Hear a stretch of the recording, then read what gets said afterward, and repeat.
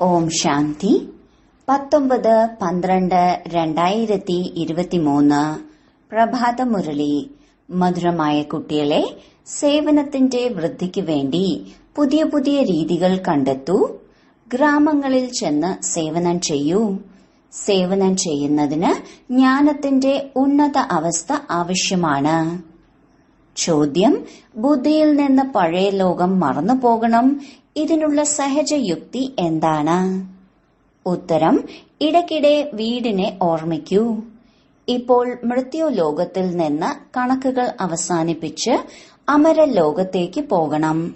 ദേഹത്തിനോടും യാചകൻ, ഈ ദേഹവും തന്റേതല്ല. ഇങ്ങനെ അഭ്യസിക്കുകയാണെങ്കിൽ പഴയ ലോകം മറന്നുപോകും. ഈ പഴയ ലോകത്തിരുന്നും തന്റെ പരിപക്വ അവസ്ഥ ഉണ്ടാക്കണം.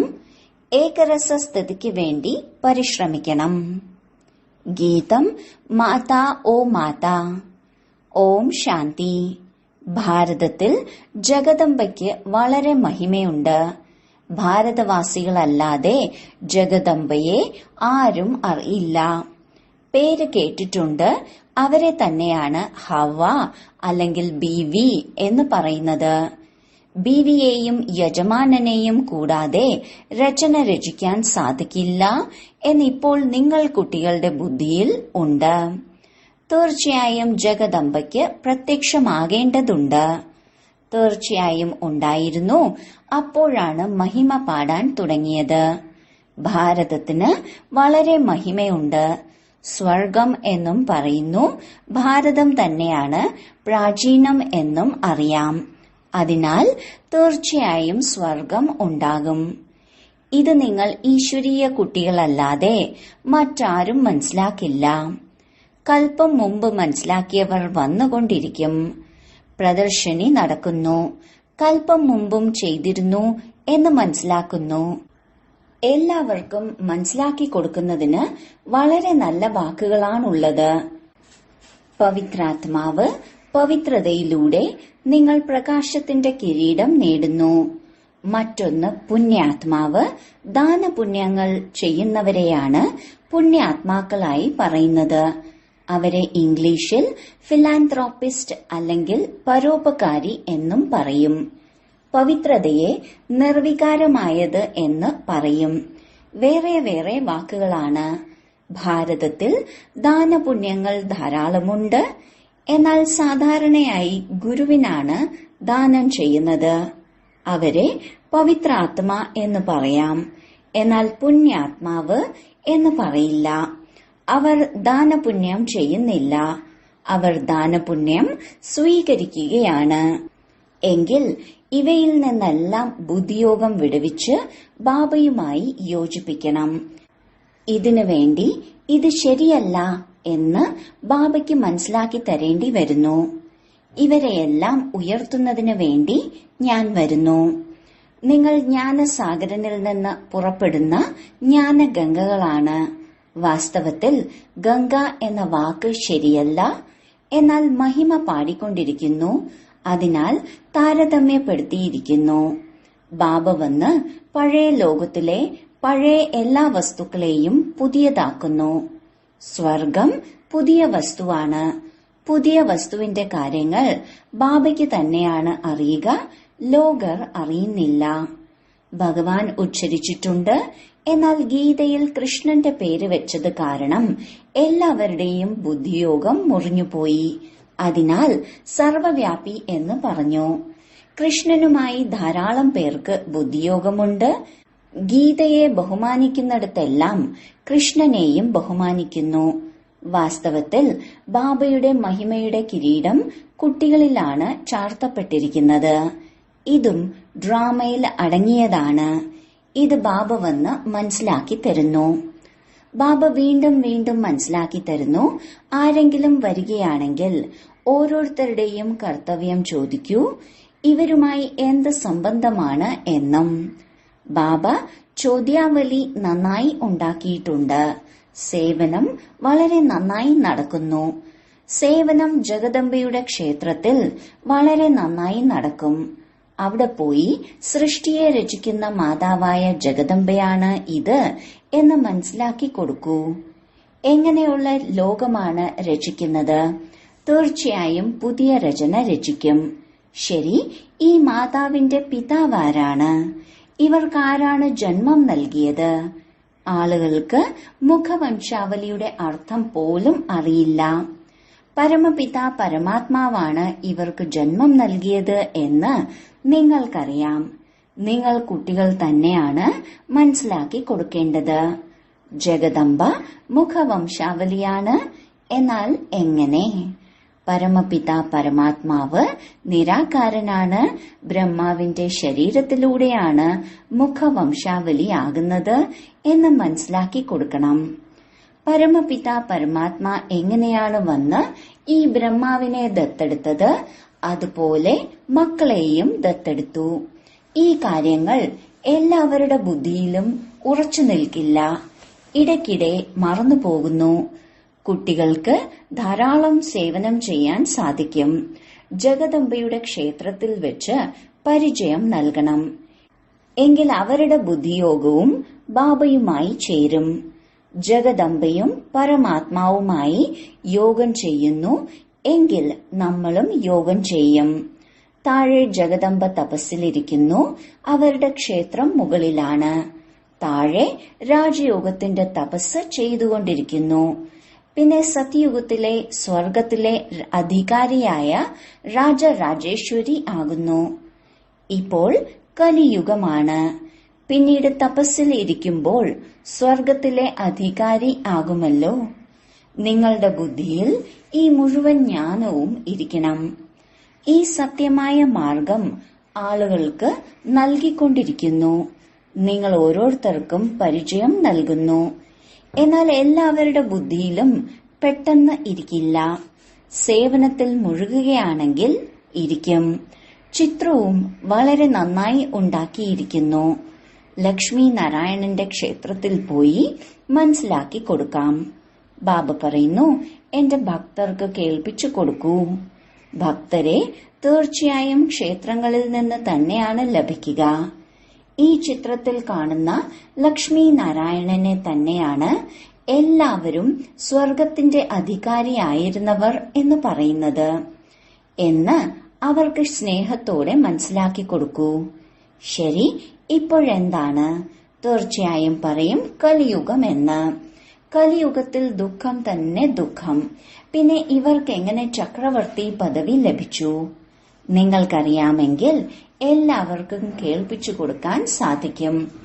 ഒരാൾക്ക് മനസ്സിലാക്കി കൊടുക്കുകയാണെങ്കിൽ ഒരുമിച്ചൊരു സത്സംഗമാകും. പിന്നെ എല്ലാവരും ഞങ്ങളുടെ അടുക്കൽ വരൂ എന്ന് പറഞ്ഞുകൊണ്ടിരിക്കും. ക്ഷേത്രങ്ങളിൽ വലിയ മേളകൾ നടക്കുന്നു. രാമന്റെ ക്ഷേത്രത്തിൽ ചെന്ന് രാമന്റെ കർത്തവ്യത്തെക്കുറിച്ച് മനസ്സിലാക്കി കൊടുക്കാം. മെല്ലെ മെല്ലെ യുക്തിയോടെ മനസ്സിലാക്കി കൊടുക്കാം.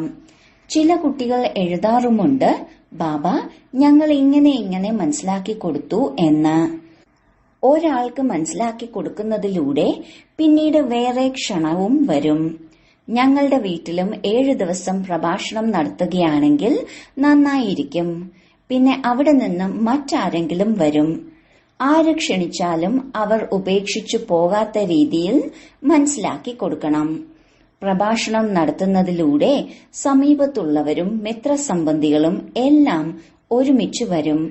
ഇങ്ങനെയാണ് വൃദ്ധി ഉണ്ടാകുന്നത്. സെന്ററിൽ അത്രയ്ക്ക് പേർക്കും വരാൻ സാധിക്കില്ല. ഇത് നല്ല യുക്തിയാണ്. അങ്ങനെ പരിശ്രമിക്കണം. പരിശ്രമിക്കുന്നത് ആർക്കാണ് പ്രയാസമായി തോന്നുക? ജ്ഞാനത്തിന്റെ ഉന്നതിയിലെത്തണം.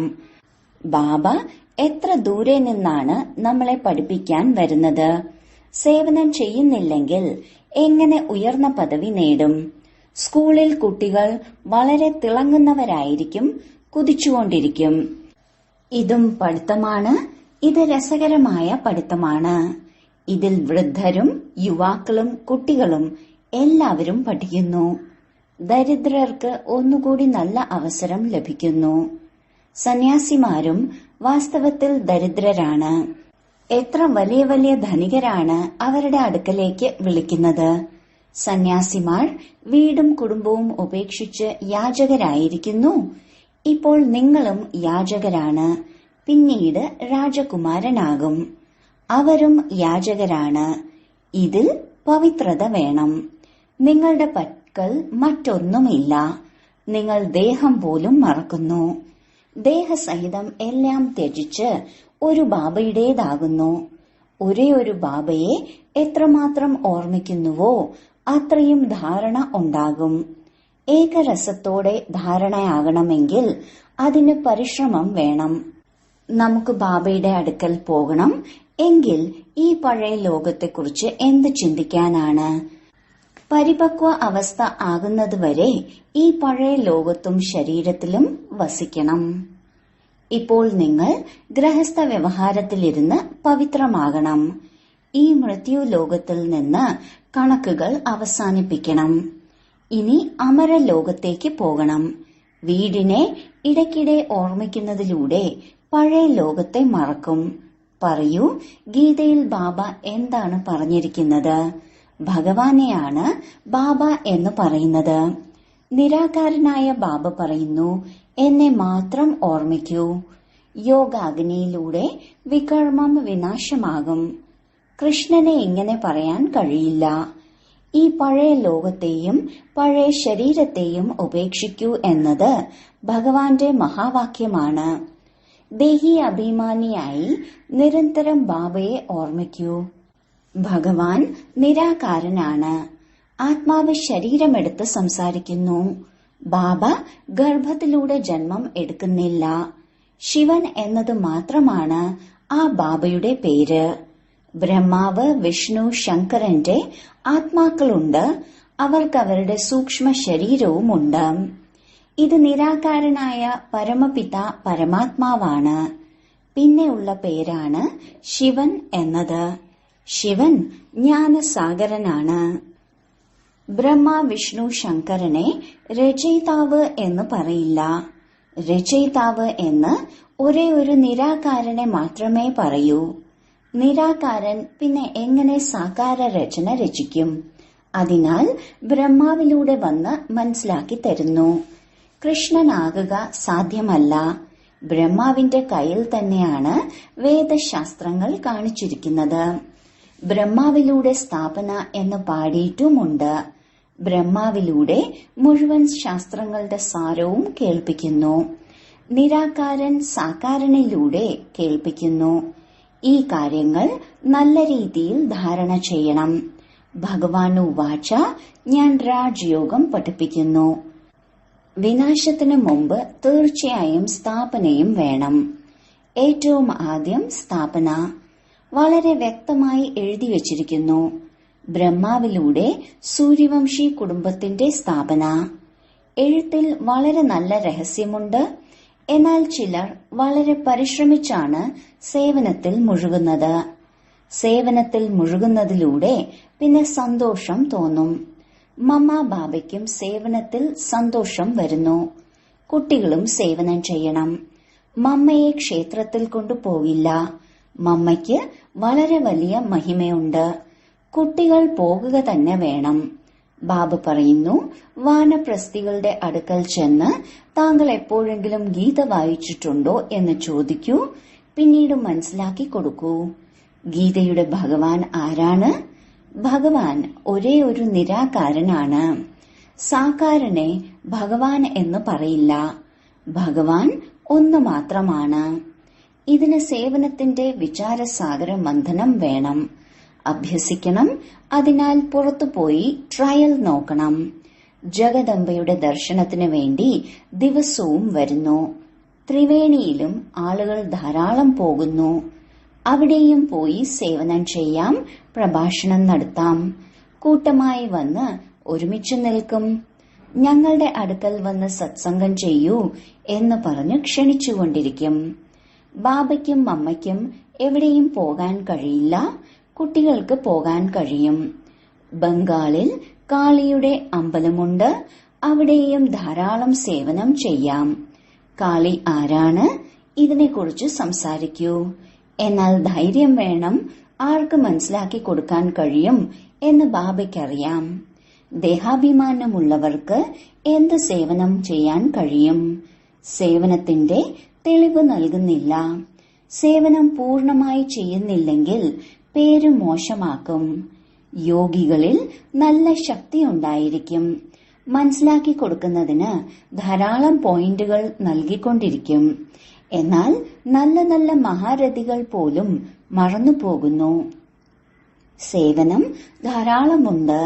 ഇതിനെയാണ് പരിധിയില്ലാത്ത സേവനം എന്ന് പറയുന്നത്. പിന്നീട് അവർ വളരെ ബഹുമാനവും നേടുന്നു. പവിത്രതയാണ് മുഖ്യമായ കാര്യം. പോകെ പോകെ മുറിഞ്ഞു പോകുന്നു. ലൗകിക അച്ഛനിൽ നിന്ന് ആർക്കും ഒരിക്കലും നിശ്ചയം മുറിഞ്ഞു പോകുന്നില്ല. ഇവിടെ ബാബയുടെ അടുക്കൽ ജന്മമെടുക്കുന്നു. വിചിത്രനായത് കാരണം ഇങ്ങനെയുള്ള ബാബയെ ഇടയ്ക്കിടയ്ക്ക് മറന്നുപോകുന്നു. കാരണം ഈ ബാബയ്ക്ക് ചിത്രമില്ല. ബാബ പറയുന്നു, എന്നെ ഓർമ്മിക്കൂ, നിങ്ങൾ പവിത്രമാകൂ, എങ്കിൽ എന്റെ അടുക്കൽ വന്നു ചേരും. ആത്മാവ് ഞങ്ങൾ തന്നെയാണ് 84 ജന്മമെടുത്തത്, പാർട്ട് അഭിനയിക്കുന്നത് എന്ന് മനസ്സിലാക്കുന്നു. ആത്മാവിൽ പാർട്ട് അടങ്ങിയിരിക്കുന്നു. ശരീരത്തിൽ പാർട്ടേയില്ല. ഇത്രയും ചെറിയ ആത്മാവിൽ എത്ര വലിയ പാർട്ടാണ്. ബുദ്ധിയിൽ എത്ര വലിയ ലഹരിയുണ്ടാകണം. ജോലിയോടൊപ്പം ഈ സേവനവും ചെയ്യാൻ സാധിക്കും. അച്ഛനും അമ്മയും എവിടെയും പോകില്ല. കുട്ടികൾക്ക് എവിടെ പോയാലും സേവനം ചെയ്യാം. കുട്ടികളെ തന്നെയാണ് ഭാഗ്യനക്ഷത്രം എന്ന് പറയുന്നത്. ശരി, മധുരമധുരമായ ജ്ഞാന ഭാഗ്യനക്ഷത്രങ്ങൾക്ക് മാതാവും പിതാവുമായ ബാബ്ദാദയുടെ സ്നേഹസ്മരണകളും പുലർക്കാല വന്ദനവും. ആത്മീയ പിതാവിന്റെ ആത്മീയ കുട്ടികൾക്ക് നമസ്കാരം. ധാരണയ്ക്കുള്ള മുഖ്യസാരം: 1. ദേഹാഭിമാനം ഉപേക്ഷിച്ച് സേവനം ചെയ്യണം. വിചാരസാഗര മന്ഥനം ചെയ്ത് പരിധിയില്ലാത്ത സേവനത്തിന്റെ തെളിവ് നൽകണം. 2. ഈ മൃത്യു ലോകത്തു നിന്ന് എല്ലാ പഴയ കണക്കുകളും തീർക്കണം. പഴയ ദേഹവും പഴയ ലോകവും ബുദ്ധിയിൽ നിന്ന് മറക്കണം. വരദാനം: ഒന്നിന്റെ സ്മൃതിയിലൂടെ ഏകരസസ്ഥിതി ഉണ്ടാക്കുന്നവരായ ഉയർന്ന പദവിക്ക് അധികാരിയായി ഭവിക്കട്ടെ. ഏകരസസ്ഥിതി ഉണ്ടാക്കുന്നതിന് വേണ്ടി സദാ ഒന്നിന്റെ സ്മൃതിയിൽ സ്ഥിതി ചെയ്യൂ. അഥവാ ഒന്നിനു പകരം രണ്ടാമതാരെങ്കിലും ഓർമ്മ വരികയാണെങ്കിൽ ഏകരസത്തിനു പകരം ബഹുരസ സ്ഥിതി ആയിപ്പോകും. ഏത് സമയം മറ്റെന്തിന്റെയെങ്കിലും രസം ആകർഷിക്കുന്നുവോ ആ സമയത്ത് നിങ്ങളുടെ അന്തിമ സമയമായി പോയാൽ ഉയർന്ന പദവി ലഭിക്കുക സാധ്യമല്ല. അതിനാൽ ഓരോ സെക്കൻഡും അറ്റൻഷൻ വയ്ക്കൂ. സദാ ഒന്നിന്റെ പാഠം ഉറപ്പിക്കൂ. ഒരു ബാബ, ഒരേ ഒരു സംഗമ സമയം, ഒപ്പം ഏകരസസ്ഥിതിയിലിരിക്കണം. എങ്കിൽ ഉയർന്ന പദവിയുടെ അധികാരം ലഭിക്കും. സ്ലോഗൻ: ശുദ്ധ സങ്കല്പങ്ങളാകുന്ന ഭോജനം സ്വീകരിക്കുന്നവർ തന്നെയാണ് സത്യമായ വൈഷ്ണവർ. ഓം ശാന്തി.